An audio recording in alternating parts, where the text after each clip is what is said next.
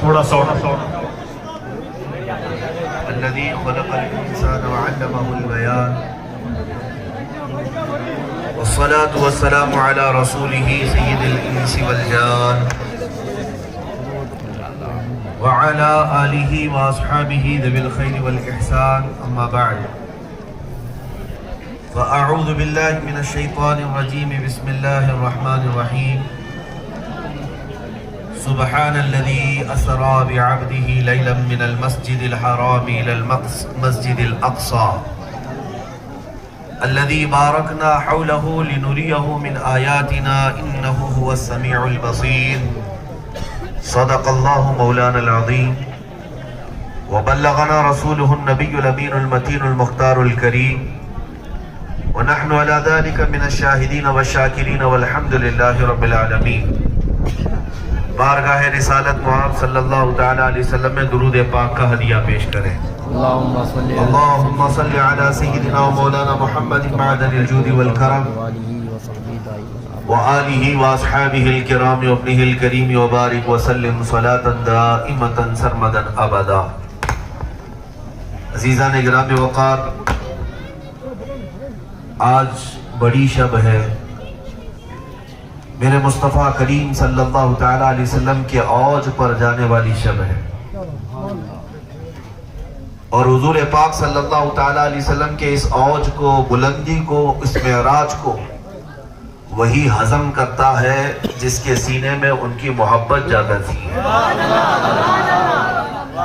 ورنہ نبی پاک صلی اللہ تعالیٰ علیہ وسلم کا اوپر جانا بہت سارے لوگوں کو کھٹکتا ہے، لیکن ہم تو یہ کہتے ہیں یا رسول اللہ تو گھٹائے سے کسی کے نہ گھٹا ہے نہ گھٹے گا. یا رسول اللہ تو گھٹائے سے کسی کے نہ گھٹا ہے نہ گھٹے گا، جب بڑھائے تجھے اللہ تعالیٰ تیرا، مٹ گئے مٹتے ہیں مٹ جائیں گے آدھا تیرے، نہ مٹا ہے نہ مٹے گا کبھی چرچا تیرے. اور الحمدللہ ہم سنیوں کا یہ شیوا رہا ہے، وتیرہ رہا ہے، ہم تو اپنے نبی پاک کی شان بیان کرنے کے لیے بہانے ڈھونڈتے ہیں. لوگوں کو آج کی رات منانے کے لیے دلیل چاہیے. نبی پاک صلی اللہ تعالیٰ علیہ وسلم کی معراج کی شب اور ان واقعات کے لیے کچھ لوگ دلائل کے طلبگار ہیں. فلاں کا ثبوت کہاں ہے، فلاں کی دلیل کہاں ہے؟ میرے عزیزوں، نبی پاک صلی اللہ تعالیٰ علیہ وسلم کی عظمت اور ان کی رفعت بیان کرنے کے لیے ان کے غلام وقت ڈھونڈتے ہیں.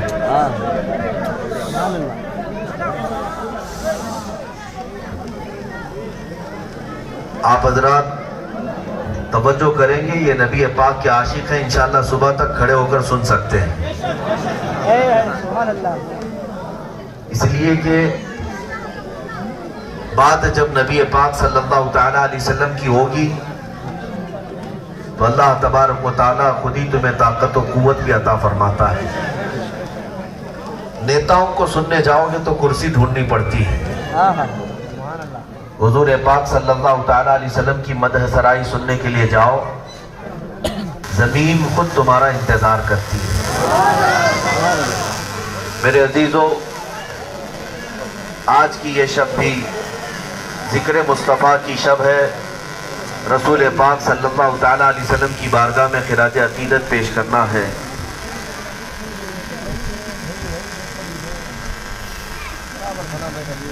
اللہ تعالیٰ نے قرآن عظیم میں ارشاد فرمایا، پاک ہے وہ ذات جس نے اپنے بندے کو راتوں رات آسمانوں کا سفر کرایا. کیسے؟ مسجد حرم سے مسجد اقصیٰ تک کا سفر کرایا. حضور پاک صلی اللہ تعالیٰ علیہ وسلم کی عظمت شان بیان کرنے کے لیے یہ راتیں ہیں. اور آج یہ 27ویں شب دنیا بھر کے مسلمان اپنے نبی پاک صلی اللہ تعالیٰ علیہ وسلم کے معراج کے واقعے کو سننے کے لیے بےتاب ہوتے ہیں، اور ہونا بھی چاہیے. اے نوجوانوں، آپ بھی اپنی اولاد میں اور اپنی آنے والی نسلوں میں نبی پاک صلی اللہ تعالیٰ علیہ وسلم کے اس عظیم سفر کو منتقل کرتے جاؤ، اس لیے کہ آنے والی نسل اپنے آقا و مولا صلی اللہ تعالیٰ علیہ وسلم کے قدموں کو پہچان سکے کہ یہ وہ قدم ہیں جن کو عرش نے بھی چوما ہے۔ میرے آقا صلی اللہ تعالیٰ علیہ وسلم کی عظمت بھلا کون کیا جان سکتا ہے۔ لا يمکن الثناء کما کان حقہ بعد از خدا، بزرگ تو ہی قصہ مختصر۔ سبحان اللہ سبحان اللہ سبحان اللہ۔ ان کی تعریف کا کما حقہ بیان ہو ہی نہیں سکے گا۔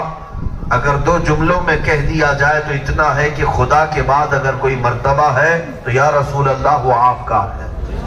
میں مانتا ہوں اے عقل والوں میرا محمد خدا نہیں ہے، مگر دلوں میں یہ نقش کر لو کہ وہ خدا سے جدا نہیں۔ سبحان اللہ سبحان اللہ۔ مقام رفعت رسول پاک صلی اللہ تعالیٰ علیہ وسلم کی میرے عزیزوں عاشقوں سے سنا کرو۔ اور آج کے زمانے میں میں سنیوں سے یہ کہنا چاہتا ہوں کہ ہمارا ہر جلسہ حضور پاک کے نام پر وقف ہو، اور ہونا بھی چاہیے۔ ہم یہاں پر زندگی گزارتے ہیں تو ہمارا یہ اپنا عقیدہ ہے۔ نبی پاک صلی اللہ تعالیٰ علیہ وسلم کے بغیر نہ ایمان مکمل ہے اور نہ ہی ہماری جان مکمل ہے۔ دہن میں زباں تمہارے لیے، بدن میں ہے جان تمہارے لیے۔ یا رسول اللہ ہم آئے یہاں تمہارے لیے، اٹھے بھی وہاں تمہارے لیے۔ تو جب رسول کے لیے ہم آئے ہیں تو ہماری زبان بھی انہی کی مدح سرائی میں کھلا کریں۔ کسی کی جے وجے کیوں پکارے، کیا غرض ہم کو، ہمیں کافی ہے سید اپنا نعرہ یا رسول اللہ۔ ہمیں کافی ہے سید اپنا نعرہ یا رسول اللہ۔ میرے عزیزوں، اس رات کی تاریکی میں یہ جو جمع غفیر ہے، یہ میرے آقا و مولا صلی اللہ تعالیٰ علیہ وسلم کو سننے کے لیے آیا ہے، اور یقیناً آج ہم معراج کو سنیں گے اس امید کے ساتھ کہ گھر جائیں اگر آنکھ لگ جائے تو مولا ہمیں بھی حضور کے دیدار کی معراج عطا کر۔ ہم مومنوں کے لیے معراج ان کے چہرے پاک کو دیکھ لینا ہے، بلکہ بزرگوں نے فرمایا رسول پاک صلی اللہ تعالیٰ علیہ وسلم کے طلبوں کو دیکھ لینا مومن کی معراج ہے۔ اور ہم اسی امید سے آج بیان بھی کرتے ہیں، یا رسول اللہ سنا ہے آپ ہر عاشق کے گھر تشریف لاتے ہیں، میرے گھر میں بھی ہو جائے چراغاں یا رسول اللہ۔ عزیزان گرامی، حضور پاک صلی اللہ تعالیٰ علیہ وسلم کا یہ واقعہ معراج حضور کے معجزات میں سے ایک معجزہ ہے۔ سب سے پہلے میں یہ بات سمجھا دوں، معجزہ کسے کہتے ہیں؟ معجزہ کیا ہے؟ کسی نبی سے ایسا کام صادر ہو جو عام لوگوں کی سمجھ میں نہ آ سکے، عام لوگ ایسا کام کر نہ سکے، اور نبی اپنی حقانیت کی دلیل پر وہ کام کر کے دکھائے تو اس کو معجزہ کہتے ہیں۔ عقل کو عاجز کرنے والا کام، عقل کو عاجز کرنے والا کام جو عقل میں آ ہی نہ سکے۔ موسیٰ علیہ السلام نے صرف اپنی چھڑی سے پتھر کو مارا تو 12 چشمے پھوٹ پڑے، یہ معجزہ تھا آپ کا۔ اپنی لاٹھی کو، اپنے عصا کو زمین پر پھینک دیا تو وہ اژدہا سانپ بن گیا، یہ معجزہ تھا۔ کیا ہر کوئی کر سکے گا؟ عیسیٰ علیہ السلام مٹی کے پرندوں کو بنا کر پھونک مارتے تو وہ اڑنے لگ جاتے، یہ معجزہ تھا۔ عام لوگ یہ کام نہ کر سکے، جن کی عقلیں عاجز ہوں سمجھنے سے، اسے معجزہ کہتے ہیں۔ عیسیٰ علیہ السلام کسی کوڑی اور برس کی بیماری والے پر ہاتھ رکھ دیتے تو وہ صحیح ہو جاتا، کسی قبر کو ٹھوکر لگاتے تو مردہ زندہ کھڑا ہوتا، یہ معجزے ہیں، انبیاء کے معجزے تھے۔ اسی طرح رسول پاک صلی اللہ تعالیٰ علیہ وسلم کو جو بڑے بڑے معجزات دیے گئے، ان معجزات میں سے ایک معجزہ یہ شب معراج بھی۔ ایک ڈیفینیشن آپ کو میں سمجھا دوں، اس کے بعد جواب آپ کو خود ہی کچھ لوگوں کے سوال کا مل جائے گا۔ معجزہ کسے کہتے ہیں؟ اس کی تعریف یہ ہے، اس کی ڈیفینیشن یہ ہے، وہ کام جو ہر ایک کے سمجھ میں نہ آ سکے، اگر وہ سمجھ میں آ گیا سب کے تو معجزہ کیا ہے؟ عام انسان بھی اگر وہ کرنے لگ جائے تو معجزہ نہیں۔ نبی کا وہ کام جو عام انسان نہ کر سکے اور عقل میں نہ آ سکے وہ معجزہ ہے۔ اب کچھ لوگوں کا یہ سوال مولانا آپ بیان کرتے ہیں کہ رسول پاک صلی اللہ تعالیٰ علیہ وسلم معراج کی رات اپنے گھر سے نکلے، حرم پاک گئے، حرم پاک سے بیت المقدس گئے، بیت المقدس سے آسمانوں کا سفر کیا، عرش، کرسی، لوح، قلم سب دیکھ آئے، اور پھر واپس آئے تو ابھی رات کا تھوڑا حصہ بھی نہیں گزرا تھا۔ تو یہ بات تو سمجھ میں نہیں آتی۔ کچھ لوگ کہتے ہیں یہ بات سمجھ میں نہیں آتی، تو جواب میں آپ کو سمجھانے کی لمبی فہرست رکھنے کی ضرورت نہیں، اس سے صرف اتنا ہی کہے نادان، اگر یہ تیرے سمجھ میں آ جاتی تو نبی کا معجزہ کیسے ہوتا؟ معجزہ کہتے ہی اسے ہے جو عام ذہنوں میں نہ آ سکے۔ تجھے سفر معراج سمجھ میں نہیں آیا، میں تجھ سے سوال کرتا ہوں، کیا چاند کا 2 ٹکڑے کر دینا یہ سمجھ میں آیا تھا؟ ڈوبے ہوئے سورج کو انگلی سے پلٹا دینا کیا یہ سمجھ میں آیا تھا؟ اپنی انگلیوں سے پانی کے چشمے جاری کرنا کیا یہ سمجھ میں آیا تھا؟ پتھروں کو بولنے کے قابل بنا دینا کیا یہ سمجھ میں آیا تھا؟ یہ سارے معجزے ہیں جو عام انسان نہیں کر سکتا۔ اسی طرح معراج کا واقعہ ہے جو عام انسان کر تو سکتا ہی نہیں، سمجھ بھی نہیں پائے گا۔ بس مسلمان وہ ہے جو صدیق اکبر کی طرح آمنا و صدقنا کہتا ہو۔ آپ کو پتا ہے یہ 27ویں شب جو آج گزری، دوسرے دن نبی پاک صلی اللہ تعالیٰ علیہ وسلم بیٹھے صحابہ کے درمیان، مکہ والے اور بھی تھے، کفار و مشرکین بھی، ان کے سامنے یہ واقعہ معراج سنا رہے تھے کہ کل کی رات رب ذوالجلال نے مجھ پر عنایتیں کی، جبرائیل آئے، حرم پاک لے گئے، وہاں سے بیت المقدس لے گئے۔ مسجد حرم سے بیت المقدس کا سفر 1000 کلومیٹر سے زیادہ کا ہے۔ اتنا ہی سفر بہت بھاری ہو گیا، اور حضور فرماتے وہاں سے پھر میں نے آسمانوں کا سفر کیا، واپس آ گیا۔ جس کو ماننا تھا مانا، جس کو سوال کرنا تھا سوال کیا، اور جس کو نہیں ماننا تھا مجلس سے اٹھ کر چلا گیا۔ اٹھ کر جانے والوں میں ابو جہل بھی تھا۔ ابو جہل نکل کر کے باہر آیا، اس مجلس میں ابو بکر صدیق نہیں تھے جس میں حضور واقع معراج بیان کر رہے تھے۔ ابو بکر صدیق کہیں سفر سے آ رہے تھے، بیچ راستے میں ابو جہل سے ان کی ملاقات ہو گئی۔ ابو جہل نے پکڑ کر کہا، ابو بکر ایک سوال کرنا ہے تم سے۔ کہا پوچھو کیا بات ہے؟ کہا مکہ میں ایک شخص ہے جو ایسا کہہ رہا ہے، رات کے وقت وہ سویا تھا اور اچانک اس کو کوئی اٹھا کر مسجد حرم میں لے گیا کعبے کے پاس، اور پھر وہاں سے بیت المقدس گیا فلسطین۔ کیا تم اس بات کا یقین کرتے ہو؟ ابو بکر صدیق نے کہا ایسا کیسے ہو سکتا ہے؟ ایک رات میں، اس زمانے میں مسجد حرم سے بیت المقدس جانے کے لیے 1 مہینے کا سفر لگتا تھا۔ 1 مہینے کا سفر۔ حضرت ابو بکر صدیق نے کہا کہ ایسا کیسے ہو سکتا ہے؟ ابو جہل سمجھ گیا کہ میرا تیر نشانے پر لگا ہے، کہ ابو بکر بار بار محمد محمد کرتا رہتا ہے، آج میں اس کا ذہن چینج کر دوں گا، آج میں اس کا دماغ بدل لوں گا۔ ابو جہل ٹھٹا مار کر ہنسنے لگا، کہا کہ ابو بکر یہی تو میں کہتا تھا کہ ایک شخص ہے ایسی ایسی باتیں کرتا ہے۔ حضرت ابو بکر صدیق تھوڑا جھجک ہے، کہا اس سے پوچھا کہ بتا تو صحیح کون کہہ رہا ہے، یہ بات کون کہہ رہا ہے؟ تو ابو جہل نے کہا تمہارا ساتھی محمد صلی اللہ تعالیٰ علیہ وسلم، جس پر تم مر مٹتے ہو، وہی محمد یہ واقعہ بیان کر رہا ہے۔ حضرت ابو بکر صدیق جو کہہ رہے تھے ایسا نہیں ہو سکتا، ایک رات میں مسجد حرم سے بیت المقدس تک کوئی کیسے جا سکتا ہے؟ جیسے ہی ابو جہل نے کہا محمد صلی اللہ علیہ وسلم بیان کر رہے ہیں، حضرت ابو بکر صدیق نے گرج کر کہا او ابو جہل سن، انہوں نے تو مسجد حرم سے بیت المقدس کی بات کہی ہے، اس سے بھی آگے کی بھی بات کہے تو ابو بکر اس پر تصدیق کرتا ہے، ابو بکر اس پر ایمان لاتا ہے۔ ابھی حضور سے سنا بھی نہیں تھا واقع معراج، ابھی حضور سے سنا بھی نہیں تھا۔ ابو جہل کہہ رہا تھا کہ ایک رات میں حضور سفر کر کے آئے، کیا ایسا ہو سکتا ہے؟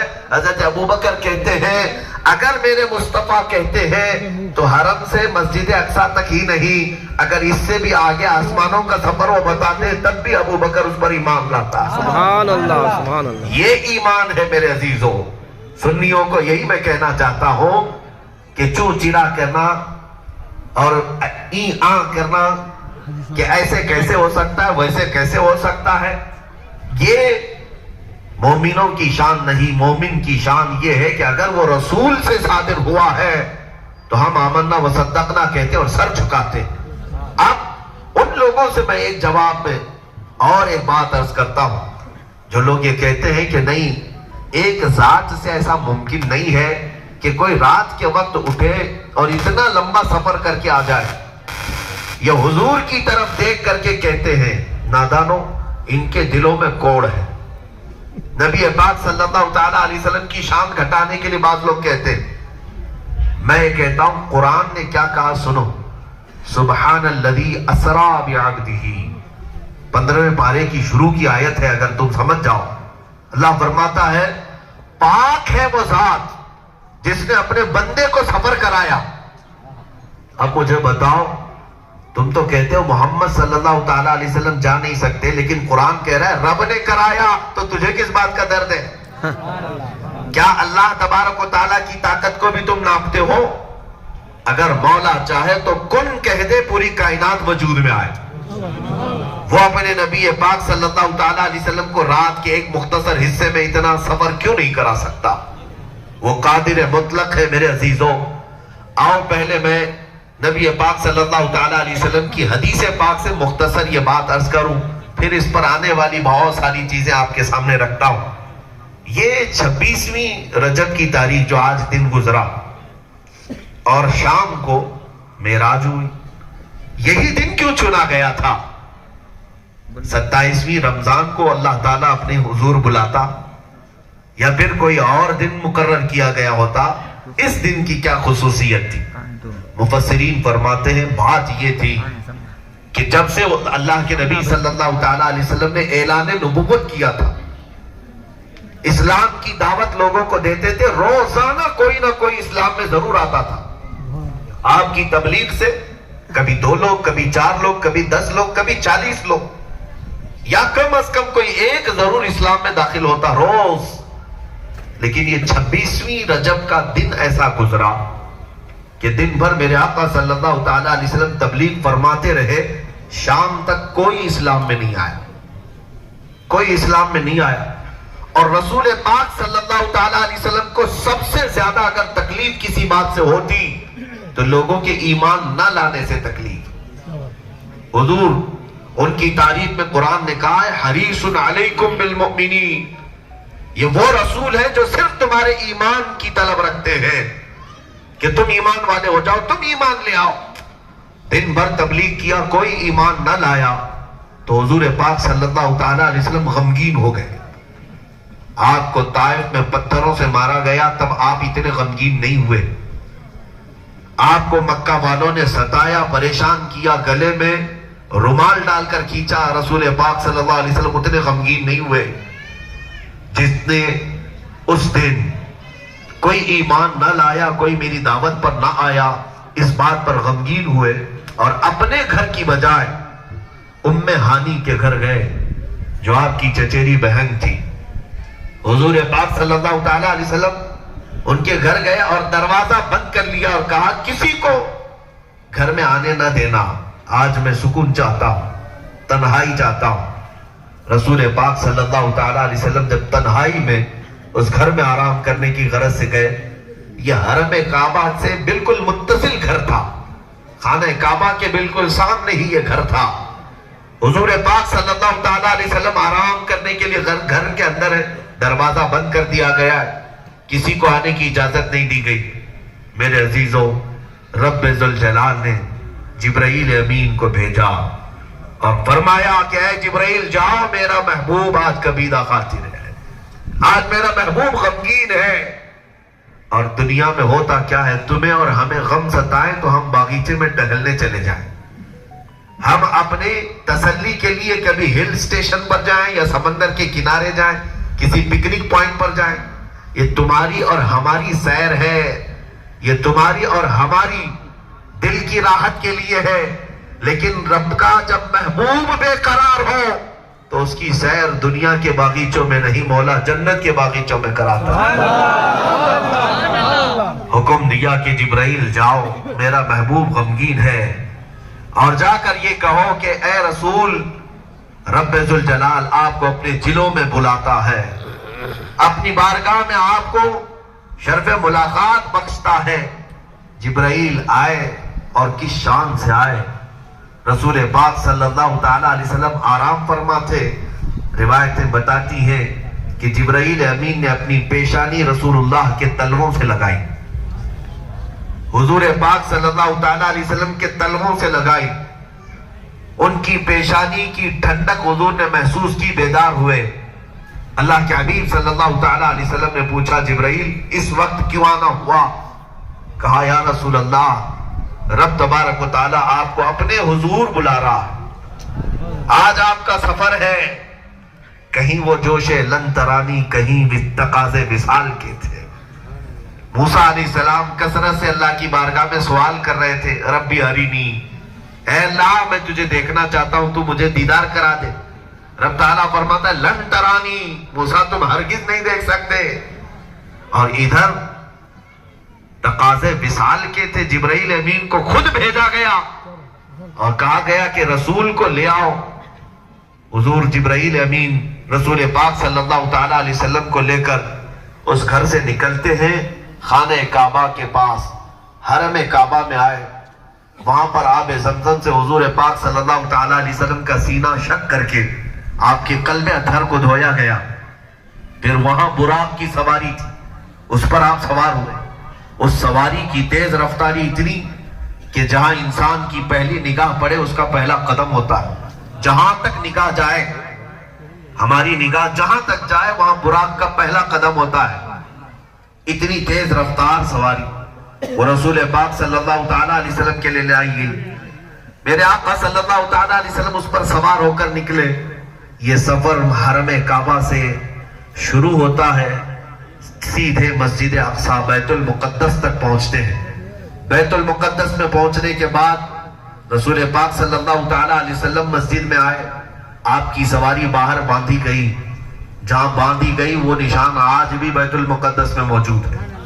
نبی پاک صلی اللہ تعالی علیہ وسلم مسجد اقصی میں آئے تو یہاں کیا ہو رہا تھا؟ آدم علیہ السلام سے لے کر عیسیٰ علیہ السلام تک سارے نبی وہاں پر موجود تھے. 1,24,000 کم و بیش سارے نبی صفحے لگا کر کھڑے تھے. میرے آقا صلی اللہ تعالی علیہ وسلم ان کے درمیان سے گزرتے ہوئے سامنے کو آئے اور آپ کی شان میں سب سے پہلے حضرت ابراہیم علیہ السلام نے خطبہ پڑھا. پھر ان کے بعد حضرت اسماعیل علیہ السلام نے, موسیٰ علیہ السلام, عیسیٰ علیہ السلام, داؤد علیہ السلام, سلیمان علیہ السلام, کثیر انبیاء و رسول نے میرے آقا کی شان بیان کی. اور اللہ کے حبیب صلی اللہ تعالی علیہ وسلم نے نبیوں کی وہاں پر امامت کی. اور اس کے بعد پھر یہ سفر آگے کو چل پڑا. جبرائیل امین نے واپس حضور اکرم صلی اللہ تعالی علیہ وسلم کو ساتھ کیا اور آسمانوں کی طرف بڑھ گئے. آسمان, یہ جو بادل دکھتا ہے اس کو آسمان نہیں کہتے, یہ دھواں ہے, یہ بادل ہے. آسمان تو ہم میں سے کسی نے دیکھا نہیں. آسمان ایک بہت دبیز چیز ہے اور ان آسمانوں کے دروازے بھی ہیں. دروازے پر پہنچ کر کے کھلوایا گیا. پہلے آسمان پر حضور اکرم صلی اللہ تعالی علیہ وسلم کا استقبال کرنے کے لیے وہاں آدم علیہ السلام پہلے سے موجود تھے. آدم علیہ السلام سے ملاقات کی. پھر دوسرے آسمان پر گئے, وہاں پر ایک دوسرے نبی سے, تیسرے میں تیسرے نبی سے, وہاں 7 آسمانوں کا سفر میرے آقا صلی اللہ تعالی علیہ وسلم نے فرمایا. وہاں انہی انبیاء سے ملاقات کی جو بیت المقدس میں آپ کی ابتدا میں نماز بھی پڑھ چکے تھے. میرے عزیزوں, بعض لوگ یہاں سوال کرتے ہیں کہ جب رسول کی سواری اتنی تیز تھی تو وہ نبی پہلے حضور سے کیسے پہنچے؟ حضور پاک صلی اللہ تعالی علیہ وسلم کی سواری تیز تھی یا ان نبیوں کی رفتار تیز تھی؟ اس میں مفسرین نے ایک نفیس نکتہ بیان کیا. بات در حقیقت یہ ہے کہ دولہے کی گاڑی سب سے عمدہ ہوتی ضرور ہے. دولہے کی گاڑی عمدہ ضرور ہوتی ہے, لیکن جب اس کو برات میں لے جایا جاتا ہے تو خراما خراما چلتی ہے, دھیرے دھیرے چلتی ہے اور باراتی پہلے حال میں پہنچتے ہیں. استقبال کرنے والے پہلے پہنچ جاتے ہیں. اس کا مطلب یہ نہیں ہے کہ دولہے کی گاڑی پنچر ہوئی تھی یا سست تھی, بلکہ یہ بھی شان ہے کہ اسے دھیرے دھیرے لایا جاتا ہے تاکہ استقبال کرنے والے پہلے سے موجود ہوں. آسمانوں کا سفر رسول کریم صلی اللہ تعالی علیہ وسلم کو دھیرے دھیرے کرایا جا رہا تھا، اور ان نبیوں کو پہلے پہنچایا گیا تھا تاکہ وہ اپنے آنے والے رسول کا استقبال کرے۔ مصطفیٰ کریم صلی اللہ تعالی علیہ وسلم نے 7ویں آسمان کے بعد سدرۃ المنتہا کو دیکھا۔ یہ سدرۃ المنتہا کیا ہے؟ عین خانہ کعبہ، ایک بیت المعمور، خانہ کعبہ کے اوپر فرشتوں کا ایک کعبہ ہے جس کا طواف وہ ہمہ وقت کر رہے ہوتے ہیں، وہ بیت المعمور، اس کے بھی اوپر سدرۃ المنتہا ہے۔ ایک درخت ہے جس کے پتے اتنے بڑے کہ آج یہاں پر ناپا جائے تو تقریباً 400 کلومیٹر کا فاصلہ ہوگا ایک پتا۔ اچھا، یہ سفر بھی میں آپ کو بتاؤں، ایک آسمان سے دوسرے آسمان کا سفر جو ہے یہ 500 سال کا سفر ہے۔ اگر کوئی تیز رفتاری سے بھی جائے تو ایک آسمان سے دوسرے آسمان کے بیچ سفر کرے گا تو 500 سال لگیں گے۔ یہ سارا سفر طے کیا میرے محمد عربی صلی اللہ علیہ وسلم۔ نبی پاک صلی اللہ تعالی علیہ وسلم جب سدرۃ المنتہا پہنچے تو جبرائیل امین وہاں تک ساتھ تھے، اور اس کے بعد رسول کریم صلی اللہ تعالی علیہ وسلم سے انہوں نے عرض کیا، یا رسول اللہ صلی اللہ علیہ وسلم، مجھے یہیں تک کا حکم دیا گیا، اب اس کے آگے میں ایک بال برابر بھی بڑھوں گا تو میرے پر جل جائیں گے، میرا مقام اس کے آگے نہیں ہے۔ رسول کریم صلی اللہ تعالی علیہ وسلم کو جبرائیل امین نے کہا کہ آپ آگے بڑھیں۔ حضور پاک صلی اللہ تعالی علیہ وسلم خود آگے چلے۔ توجہ چاہتا ہوں میرے عزیزوں، رسول پاک صلی اللہ تعالی علیہ وسلم اس کے آگے جو سفر فرماتے ہیں، ایک اور سواری آئی رف رف، جس کو قرآن پاک میں بھی ذکر کیا گیا ہے۔ اس سواری سے اب اتنا سفر کیا، اس جگہ کا نام بھی نہیں۔ اس کے بعد رف رف کو بھی چھوڑ دیا گیا کہ اب اس کے بعد اب کوئی سواری نہیں جائے گی۔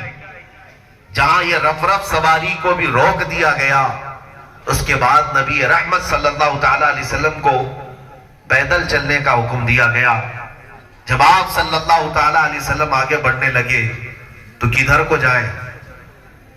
میرے عزیزوں، یہ کہتے ہیں لا مکان۔ لا مکان کا مطلب کیا ہے؟ جس کا جو کوئی جگہ ہی نہیں، جس کا نام ہی نہیں۔ اب رسول پاک صلی اللہ تعالی علیہ وسلم جب چلنے لگے تو رب ذوالجلال کی طرف سے آواز آئی، ادنو منی یا احمد، اے احمد مجھ سے قریب ہوتے جاؤ۔ بس اس آواز کے اشاروں پر رسول کریم صلی اللہ تعالی علیہ وسلم چلتے گئے۔ خود حضور سے پوچھا گیا کہ آپ کہاں تک چلے؟ رسول پاک صلی اللہ تعالی علیہ وسلم فرماتے ہیں، جہاں تک میرا رب چاہا۔ میں اتنا قریب ہوا کہ 2 کمانوں کا بھی فاصلہ نہیں رہ گیا تھا، اور میں نے اپنے ماتھے کی آنکھوں سے اپنے رب ذوالجلال کی ذات کا مشاہدہ کیا۔ یہ سفر معراج کا ہائیسٹ مقام، اعلیٰ مقام۔ تم کیا جانو نبی پاک صلی اللہ تعالی علیہ وسلم کہاں تک پہنچے؟ اعلیٰ حضرت سے پوچھا گیا تو آپ نے کہا، وہی ہے اول، وہی ہے آخر، وہی ہے ظاہر، وہی ہے باطن۔ حضور کی حقیقت کیا جانو؟ وہی ہے اول، وہی ہے آخر، وہی ہے ظاہر، وہی ہے باطن۔ اسی کے جلوے اسی سے ملنے، اسی سے اس کی طرف گئے تھے۔ اسی کے جلوے اسی سے ملنے، اسی سے اس کی طرف گئے تھے۔ تم کیا سمجھو گے؟ رب تبارک و تعالیٰ نے یہ سفر کرایا۔ نبی رحمت صلی اللہ تعالی علیہ وسلم فرماتے ہیں، رب ذوالجلال نے اپنے دست قدرت کو میرے سینے پر رکھا، جس کی ٹھنڈک سے میں نے زمین کے سارے خزانوں کو دیکھ لیا، اور اس رات مجھے زمین کے سارے خزانوں کی چابیاں دی گئی، سارے اختیارات دیے گئے۔ حضور پاک صلی اللہ تعالی علیہ وسلم کو جتنا وقت بتانا تھا اپنے رب کے حضور بتایا۔ اب میں آپ کو بتاؤں، یہ وقت وہاں چلتا ہے جہاں سورج چلتا ہے نا، سورج سے ہی تو ٹائم ہے۔ سورج طلوع ہوا، غروب ہوا، چاند نکلا، چاند ڈوبا، تو ٹائم تو یہاں ہوتا ہے۔ جہاں سورج بھی نہیں، جہاں چاند بھی نہیں، وہاں وقت کون سا ہے؟ وقت کون سا ہے؟ ٹائم کون سا ہے؟ اسی لیے میں آپ کو بتاؤں، جس جگہ میرے مصطفیٰ گئے تھے وہاں وقت بھی نہیں ہے، وہ کتنی دیر بتائے اس کو ہم نہ کیلکولیٹ کر سکتے ہیں نہ حساب میں لا سکتے ہیں. اب سنو، نبی پاک صلی اللہ تعالی علیہ وسلم اپنے رب کے حضور اتنے قریب گئے. کیا یہ انعام حضور سے پہلے کسی کو عطا کیا گیا؟ بلکہ قیامت تک آپ کسی اور کو عطا بھی نہیں ہوگا. حضور کو یہ معراج